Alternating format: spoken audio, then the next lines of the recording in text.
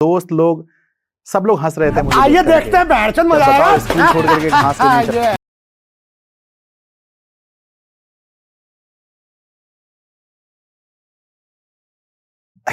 गरीबी का आप अंदाजा इस बात से लगा सकते हैं कि जब हमारे गांव में किसी की भी शादी होती थी तो हमारे घर तक कार्ड नहीं आता था। क्यों? क्योंकि हम लोग बहुत गरीब थे और हमारा परिवार भी बहुत बड़ा था। हमारे परिवार के पास ना तो कोई अपना जमीन था और ना ही अपना घर। ऐसा इसलिए क्योंकि जहां मेरे पिताजी का मूल घर था वहां पर गंगा नदी के बहाव की वजह से वो पूरा कट चुका था। मेरे पापा, मम्मी और 2 बहनों का जन्म उस समय हो चुका था। उनको लेकर के नानी के यहाँ पर आ गए थे। नानी के यहाँ पर भी एक छोटा सा घर होने की वजह से वो लोग वहाँ पर भी नहीं रह पाए और फिर उन्हें सड़क के किनारे बिहार सरकार के जमीन पर घर बनाकर रहना पड़ा और पिछले 2 वर्षों तक वो लोग वहीं पर रहते थे। यानी मेरा भी जन्म सड़क के किनारे में ही हुआ है। जैसा कि मैंने बताया, हम सभी कुल 8 भाई बहन हैं।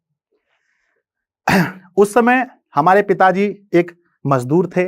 मेरी मम्मी गृहिणी के साथ साथ चावल से मूढ़ी बना करके बाजार में बेचा करती थी। मम्मी ने बहुत सारे काम किए हैं। अगर मैं बोलना स्टार्ट करूं तो शायद मैं रो भी सकता हूं। मेरे पिताजी और मम्मी दोनों बिल्कुल भी नहीं पढ़े थे, पर शायद उन्हें यह चीज पता था कि बच्चों को पढ़ाना बहुत जरूरी होता है। तो वो लोग चाहते ना, मम्मी पापा दोनों चाहते थे कि हम लोग पढ़े। तो मेरी पढ़ाई कक्षा 1 से लेकर के 10वीं तक मेरे गांव से ही हुई है।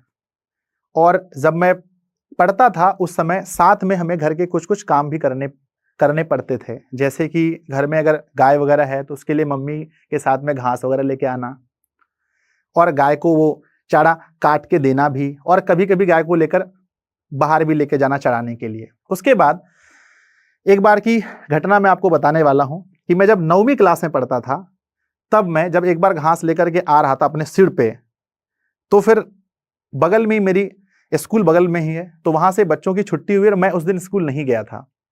तो मुझे देख करके बहुत सारे मेरे दोस्त लोग सब लोग हंस रहे थे मुझे देख करके कि अब बताओ स्कूल छोड़ करके घास लेने चला गया।